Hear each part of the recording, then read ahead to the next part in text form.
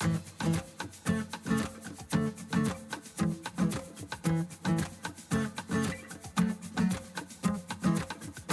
podcast is a quest for well-being, a quest for a meaningful life through the exploration of fundamental truth. Enlightening ideas, insights on physical, mental, and spiritual health. The inspiration is love. The aspiration is to awaken new ways of thinking that can lead us to a new way of being well. Welcome to Body, Mind, and Soul Healing Conversations.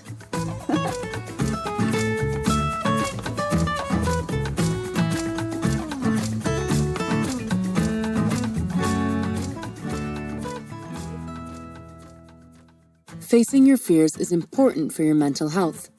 Fear inoculation is an essential process used by therapists to help people overcome anxiety by willfully exposing them to their fears over time until they eventually conquer them.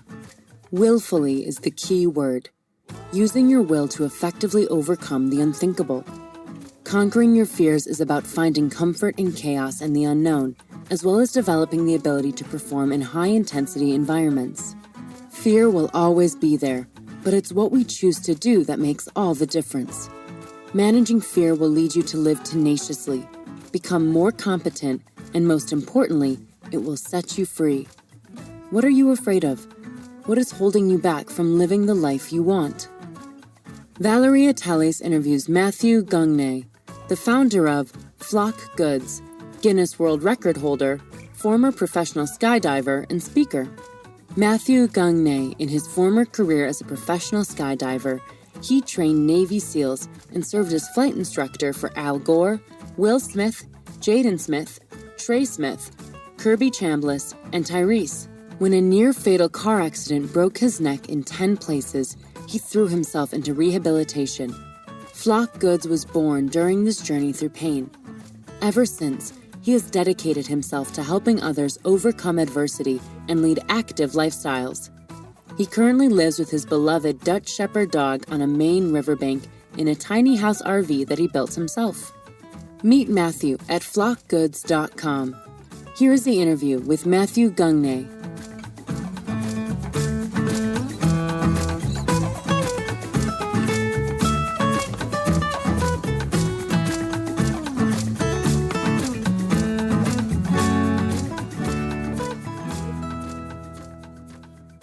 In your own words, who is Matthew Gagne? How much time do we have? No. Yeah, right.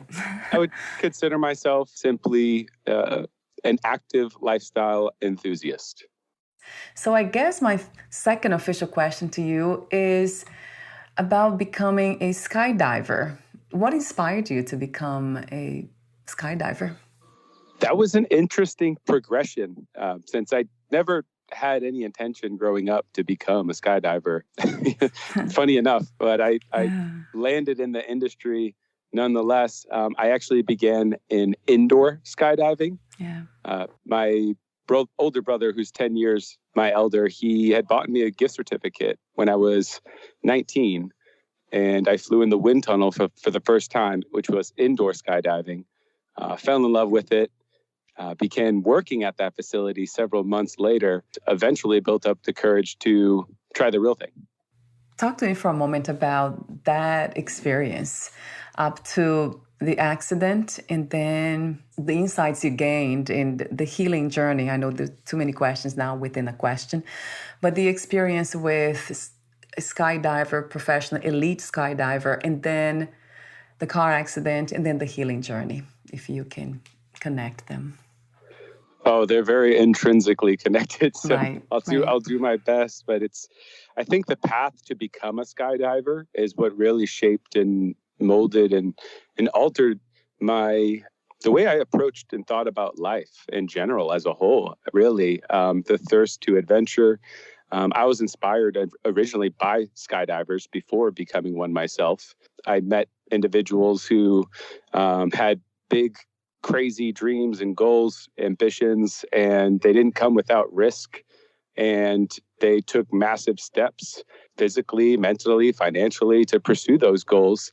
And they had passports full of stamps to prove it. They weren't all talk. They were really about it. And that's what you become the 5 people you're closest to or surrounded by, right? As they say. So over time, I began to grow my own interest in the sport. I became a licensed skydiver after a year and a half of instructing in the wind tunnel. It's expensive and terrifying. So those 2 things, I kind of dipped my toes in the water, so to speak. Did a handful of jumps. 2009. Didn't jump again until 2011. Finally got licensed fully to jump by myself in 2012. And this is all while working as a full-time wind tunnel instructor, indoor skydiving. Then once I got licensed to skydive, I was 150% all in. At that point, I was finally ready to fully commit. That was kind of my golden ticket to travel the US and then the world.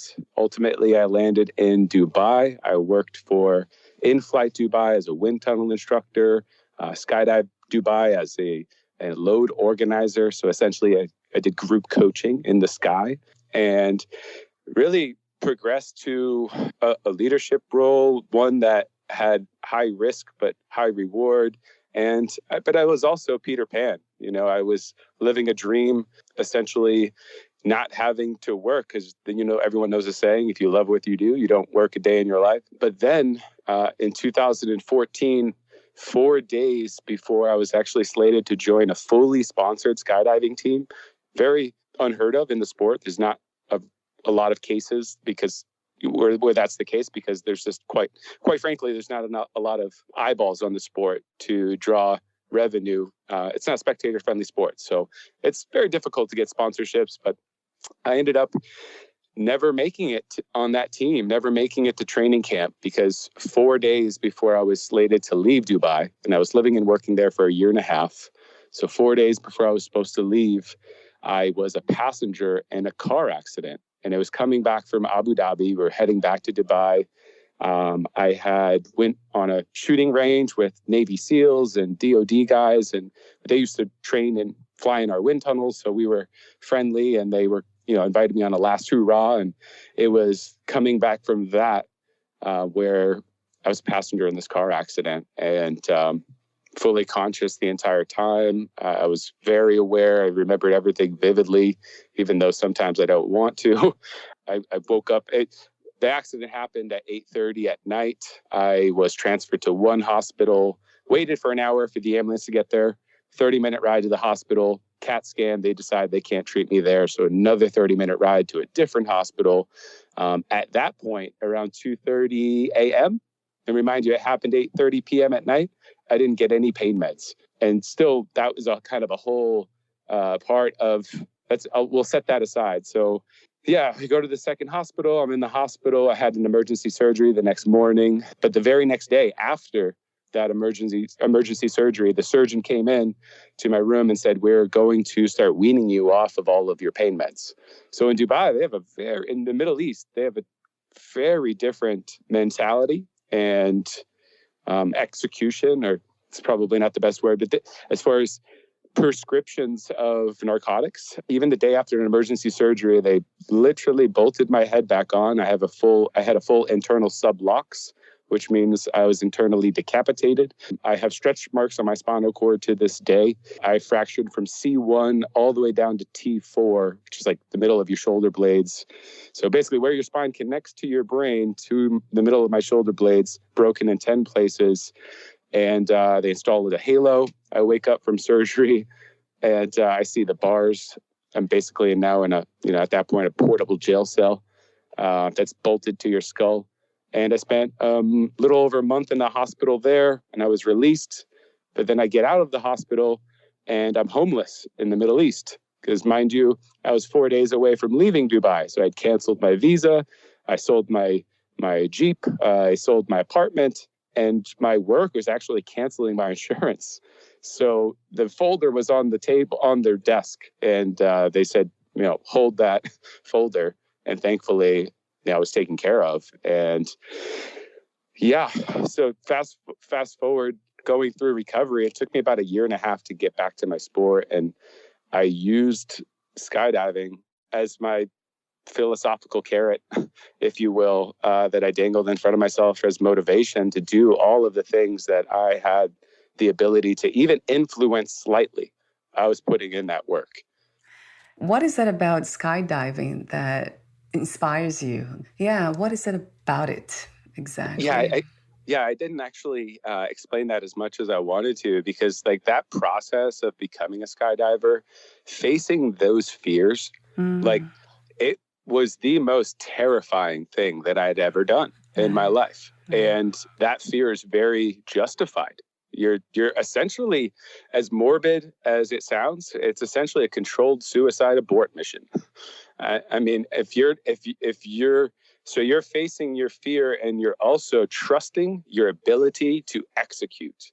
And that's something that has had a trickle effect in the rest of my life in everything that I do, because facing that fear, conquering that fear, and then pursuing and attaining such a high level, it really taught me about myself and my abilities, and knowing that you don't have to have all the answers. You don't have to be the smartest. You don't have to be the strongest, the fastest. You don't have to be the best at anything.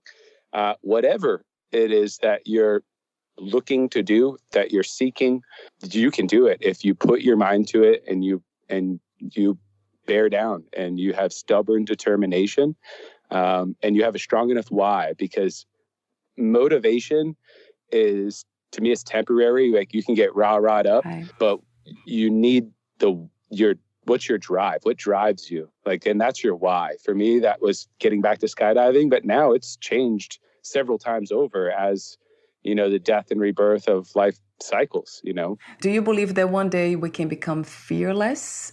I do not. And I can tell you, I have a lot of friends people who would look at from the outside that would say they do crazy things, jumping not only from planes, but cliffs and many, many different action sports where the risk is very high for injury and death.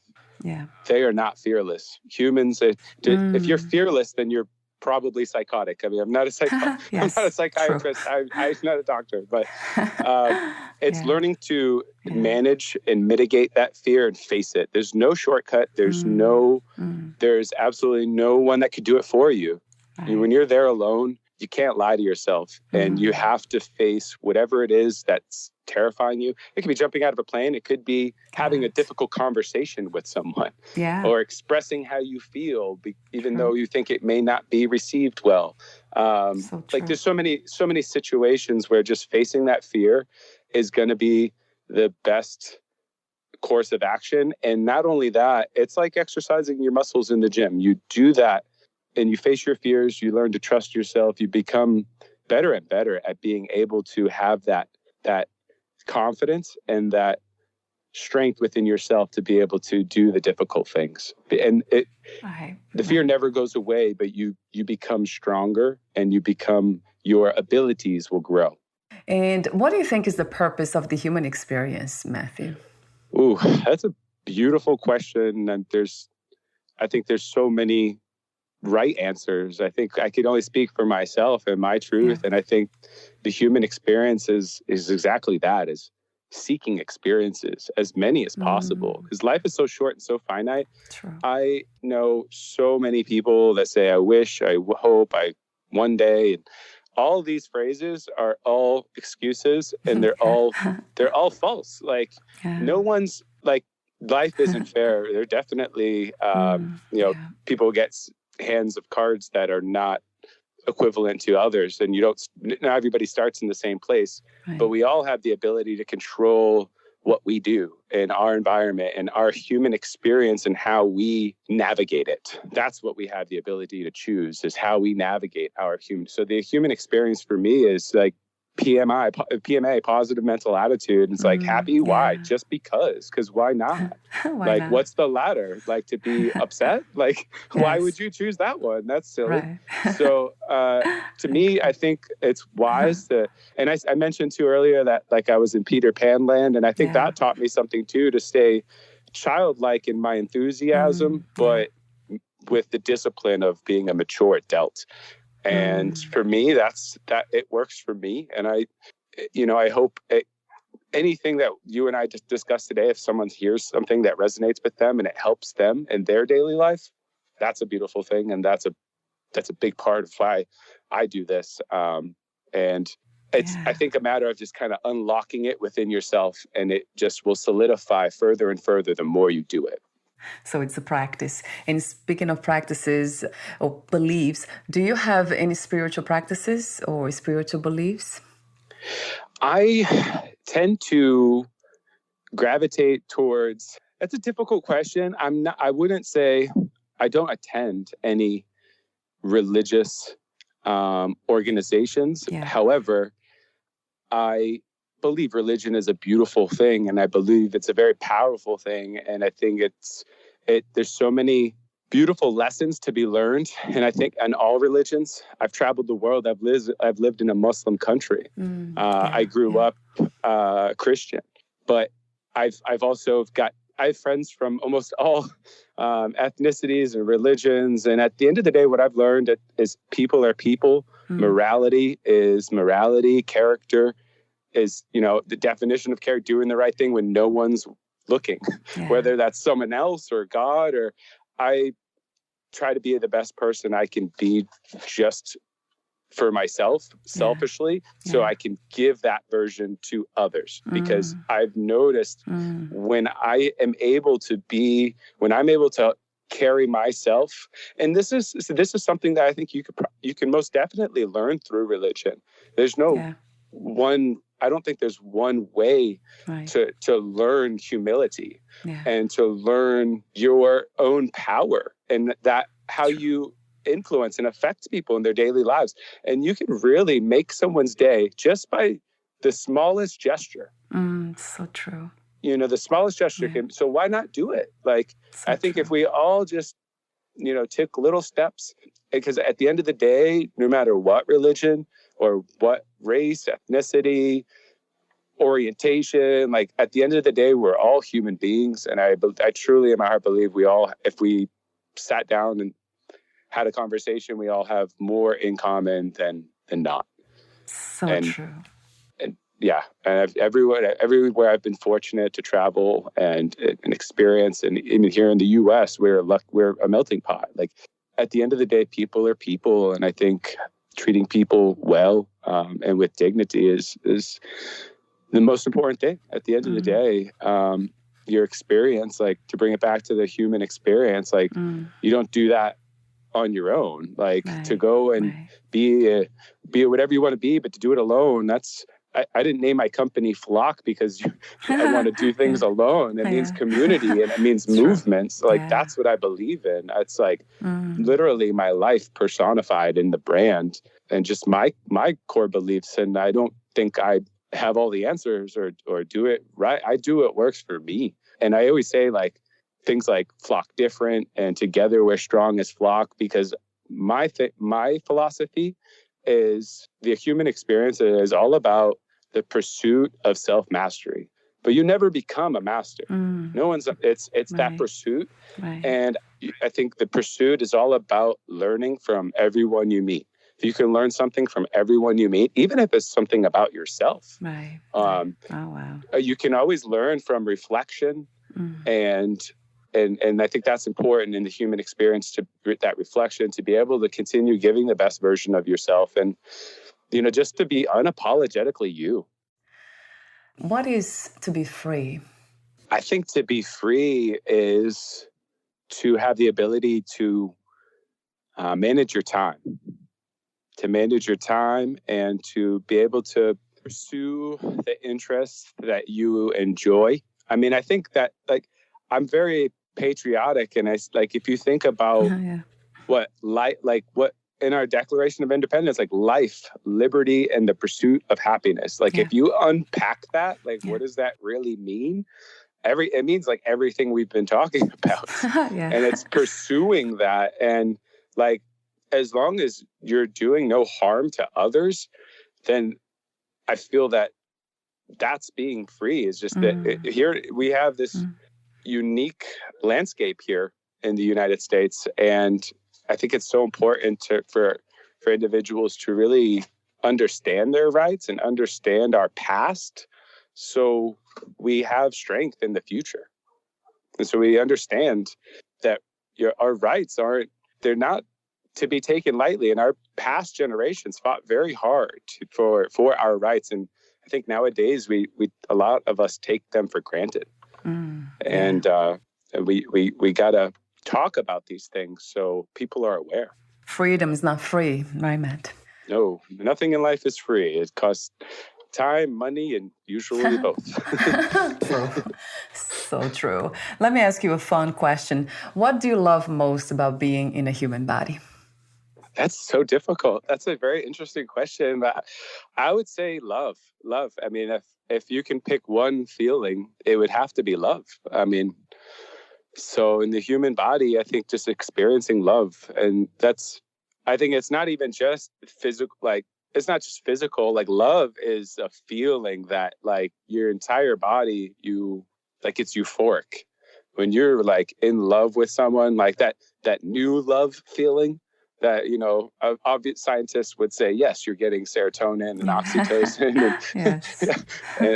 but all these happy chemicals in your brain. But that to me, if I had to pick one thing to enjoy with the human body, it's to experience love. Can you imagine having that feeling for ourselves, that self-love? That's something that I usually talk about, and we here on the podcast and I write about. What does self-love look like? I think self-love is a great way to express everything, I think it's another way to say pursuing self-mastery, because when you love yourself, you should take care of yourself and you should put yourself first, because even when you're on a plane and there's an emergency situation, they say, put your mask on first. Why? Because you can't take care of anyone else, even your own children, if you don't take care of yourself first. So I think it's so important to, take care of yourself first. So talk to me about your company, Flock Goods, the inspiration to create this company. Well, the idea for Flock Goods, it really organically came to fruition. In life, I tend to try to navigate as organically as possible. I do a lot of things, and what feels right, I go with.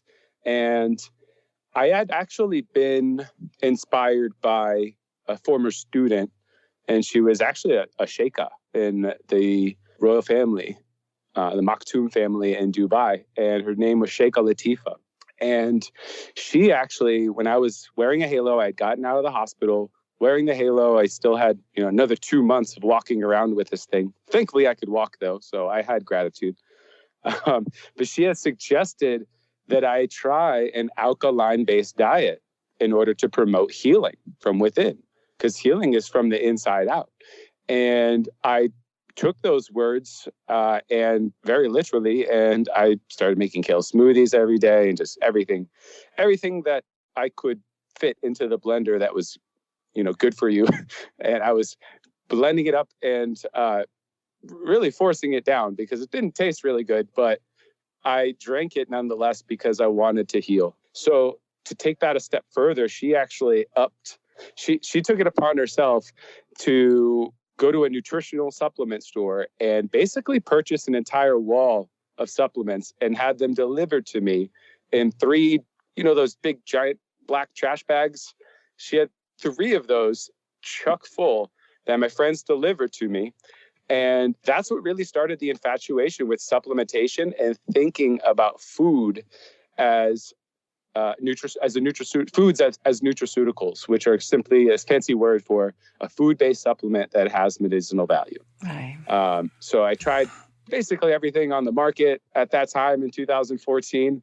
And fast forward to 2016, I was hearing all these things, even before 2016, about CBD. And in the Middle East, I never even received morphine. If your listeners know anything about pharmaceutical narcotics, I'll tell you the dose I was on. I was on, the day after emergency surgery, 50 milligrams of tramadol every 7 hours, which people, I think, get more than that and more than that for a toothache here in the U.S. So It's a little bit it's a drastically different landscape there when it comes to that stuff. And so I was forced really to seek holistic alternatives. I'd already started with the food, but as things developed, it just kept layering on. So I was very interested in trying CBD. And when I did, it was an absolute game changer for my arthritic pain, because I have severe nerve pain down both of my arms from where my spinal cord was almost severed. And so both my hands, and all the way from, I can just reach my arm out to the side and I can feel the nerves being stretched because they were, they're not like they were before. So I utilize CBD heavily. I started, and so it started CBD. I moved from Dubai. I had tried all of these supplements, really started to beginning thinking about nutraceuticals seriously, moved to San Diego. I got back into skydiving, but knew my time was limited because physically, I no longer could be a career skydiver. I was thankful I was able to get back to my sport, but I knew I was putting more damage. In fact, I knew I was putting more damage physically on my body, but I needed to put that damage physically and perform my craft to heal mentally. And it really was like me taking my life back in a massive way. And so I sacrificed my spine as much as I physically could. I literally got to the point where I could barely move and turn my head anymore, after getting back the range of motion back. So I started taking CBD and it was amazing. It was an absolute game changer, but then I couldn't find the right stuff again because I couldn't, or I'd get stuff and it wasn't good. And so I started sourcing, and then I started seeing this industry from the back end, this emerging industry, and seeing how this kind of fractioned into several pieces. You have people that are in it just for a cash grab, stuff you see on in Walmart and Amazon that contains no CBD at all. And they're selling these things under the guise of medicinal benefit, which to me is terrible because it has no true anyways. We'll set that aside. So I just knew I could do better and at the same time promote and help other small business owners. So I began sourcing. I partnered with a manufacturer because I started making it in my kitchen. The first product was actually the turmeric capsules. I was doing turmeric capsules with CBD hemp extract and just taking those and going to work and strapping people to me and going to do tandems all day. No THC, because obviously that's psychoactive. I was gonna jump out of airplanes with that, but it was a game changer. So I decided to start my own company. And then it was October 18th, 2018, first official day in business. And haven't looked back since. I mean, I was a skydiver, so that was my one thing. I was a one-trick pony. I was a very skilled wind tunnel flyer, body flight pilot, skydiver, but I didn't know how to type. I wasn't a social media guru. I wasn't an e-commerce expert. I didn't know SEO. I didn't know how to build a website. I didn't know any of these things.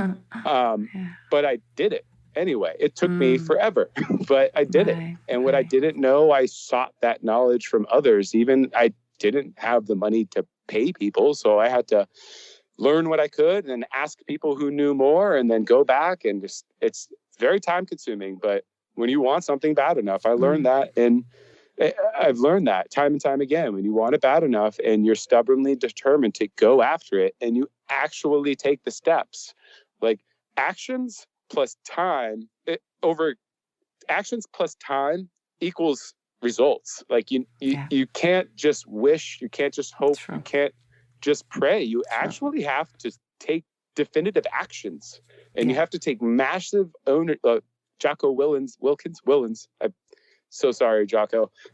He says take extreme ownership, and that's so important. If you really think about what that means, it means like stop making excuses. And even if they're valid reasons, so what? Fault is in the past, responsibility is in the future. So it's up to you. Nobody's going to do it for you. So if you really want it, put the work in and you'll get there. So I have a question about CBD. I have heard a lot about it. I don't think I ever interviewed anyone on the topic. So what does it stand for, this acronym, the C, the B, and the D? It stands for, it's shortened for the full word is cannabidiol. Cannabidiol. So that's just an abbreviation of the word. It's just an abbreviation, correct. And the side effects, are there any side effects, Matt? Personally, I haven't experienced any side effects, but there are known side effects. I always steer people to a website called projectcbd.org because they don't sell anything. Yeah. And that's usually the best indicators for bias. So, there's very few, there's many case studies, there's very few side effects, but you always want to consult a physician because you don't want to make sure that interactions with medications, specifically the one to be probably most aware of is a slowered heart rate. Right. So if you're on blood pressure medication, maybe definitely ask a physician about adding CBD to your regimen. But I'm of the belief that CBD will be essentially almost like a fish oil. It'll be something that people take regularly, and there's known benefits for consistent use. Right. Because it's the type of thing that if you think about the science behind it, our bodies actually have cannabinoid receptors. So when we ingest cannabinoids, they interact with our own receptors in our body. Right. And it's very unique. And that's why this is so exciting, because this is an emerging industry. But this is really, the science is becoming so much more well documented. But this plant has been around for so long. I mean, there's cases, there's known records of Chinese medicine dating back 5,000 years ago. Most people don't realize hemp was grown in the United States. Actually, prohibition for hemp and accidentally cannabis because of that was actually longer. So it was legal in the United States longer than prohibition has been in place. Would you say that CBD is a natural painkiller? Would you call it that or not? I would not. Okay. I would not label it that, just because I'm not a physician and I'm not I'm not qualified to say that, honestly. Right. All of the evidence that I have is anecdotal, but I have a lot of customers, and industry is growing at a massive rate for a reason. It's a plant that has significant medicinal value, but the thing to be aware is that not all CBD is created equal. That CBD, if what it says on the bottle, that's what should be in the bottle. But in this emerging industry, that's not always the case. Or the labeling is very, very cleverly worded to be deceiving. And it's misleading. And that's unfortunate too, because that really it's really bad for the entire industry when there's companies that do that, because it really it destroys trust. And trust, I've heard an analogy one time, I forget where it came from, so sorry to the originator, but trust is like a plate. You can drop a plate on your floor and break it in half. Now, you can glue it back together, and you can use it, but it's always going to have that crack. So there's always going to be a degree of distrust. And that's just unfortunate, because that will probably sway people to not want to try it. And in fact, it could help them significantly. Who needs CBD? Who would you say? I think anyone over 18, because our bodies all need different things. But you should be 18 years old unless there's a specific medical reason. Then that's kind of a different conversation. Right. But I would encourage everyone to try CBD and see what it does for them. Some people may say, hey, I didn't really notice anything, and everybody's body is different, right? True.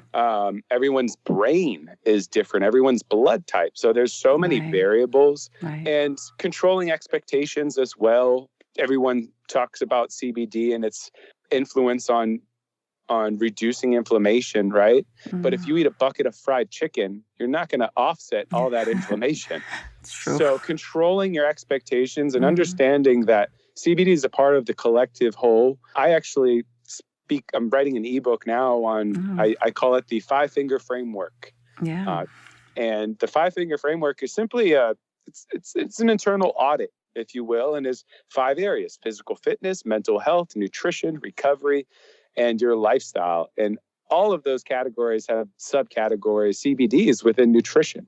So it's an important integral part but it's not the end all be all. And I think that's a big part of why, a lot of the issues with expectations when you're taking a pharmaceutical pill is this is going to fix me. It's like, no, you need to take the steps to stop doing whatever it is that's hurting your health.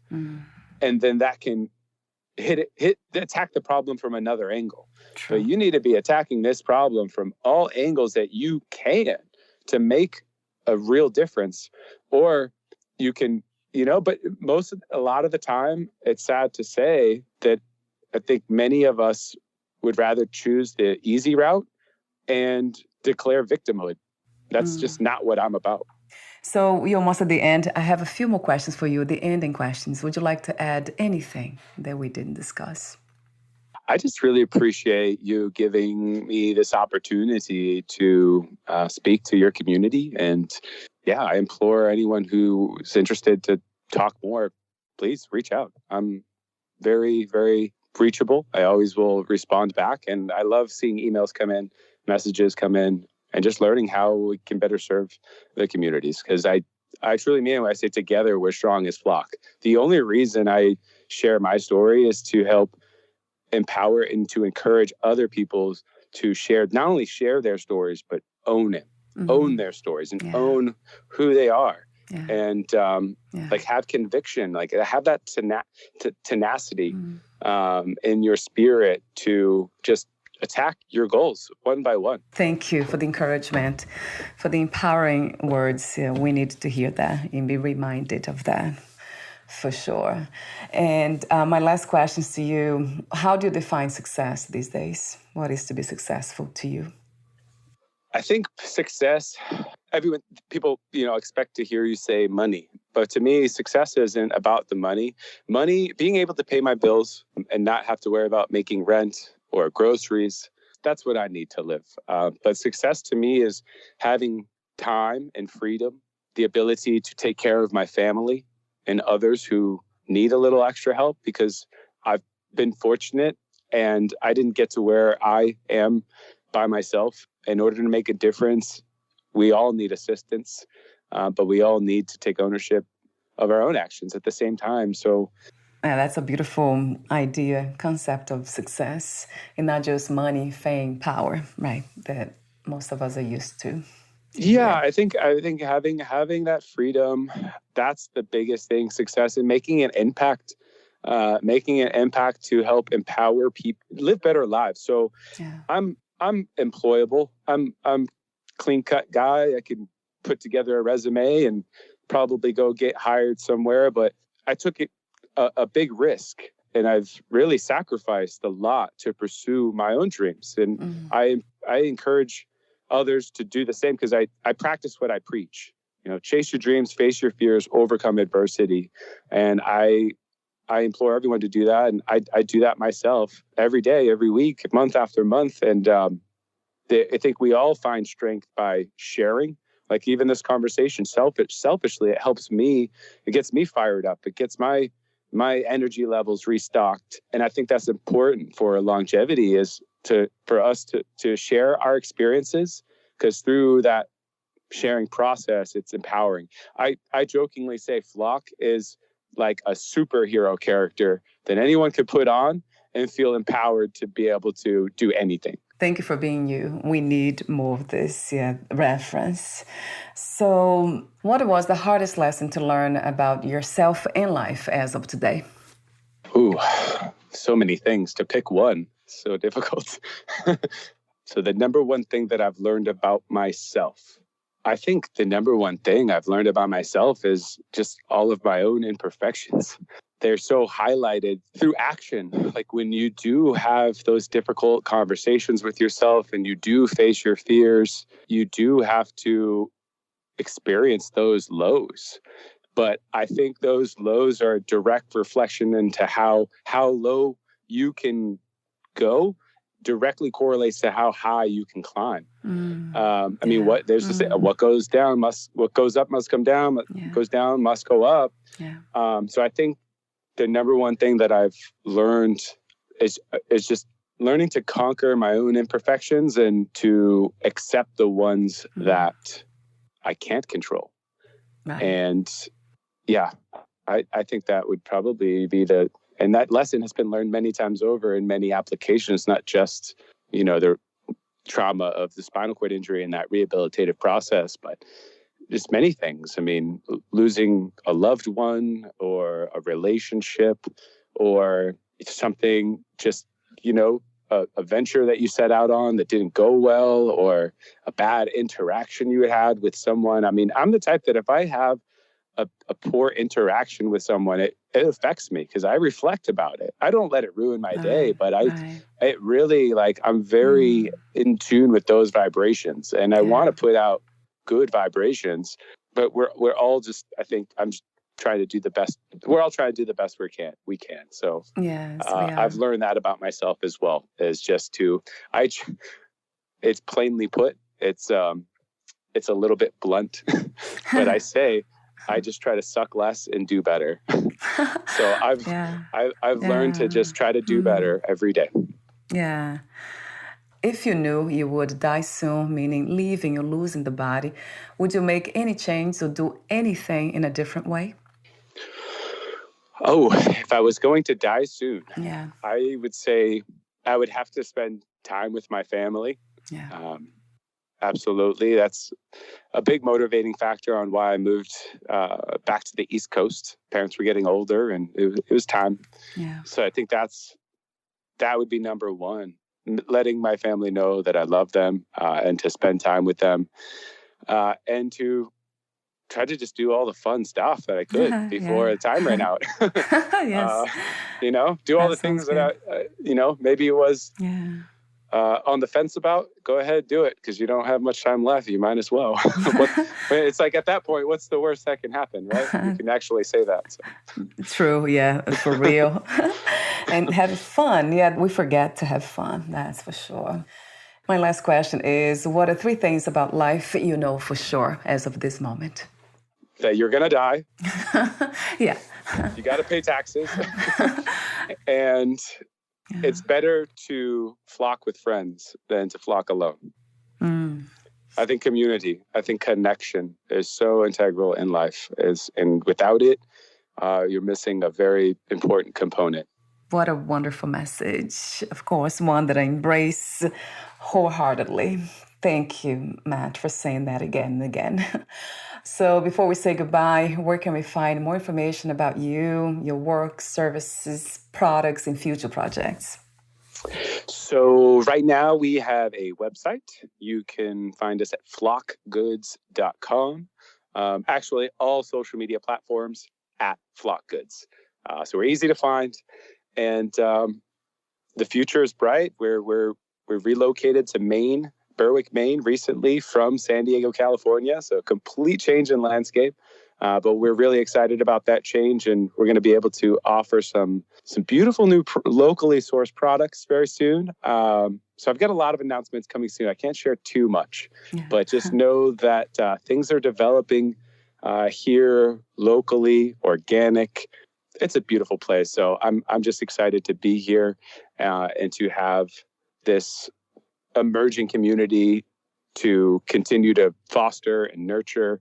It's been a long road. Started in 2018, but we're still here. We're stronger than ever, and I'm just happy to be able to share with your listeners. And thank you. And you've been amazing. Thank you so much for just taking the time and being such a great host and being so easy to talk to. Make things very comfortable.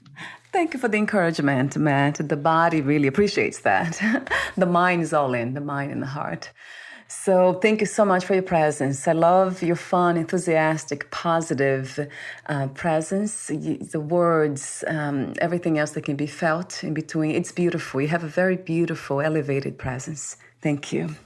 So we'll talk soon. We'll be in touch for sure. Bye for now, Matt. Thank you so much. Thank you. Take care. You too.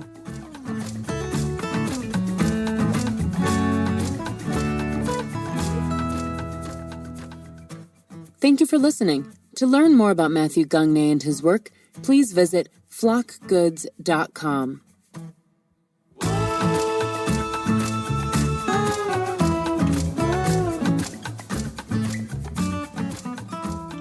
To To learn more about this podcast, please visit fitforjoy.org/podcast. Thank you again for listening, and bye for now.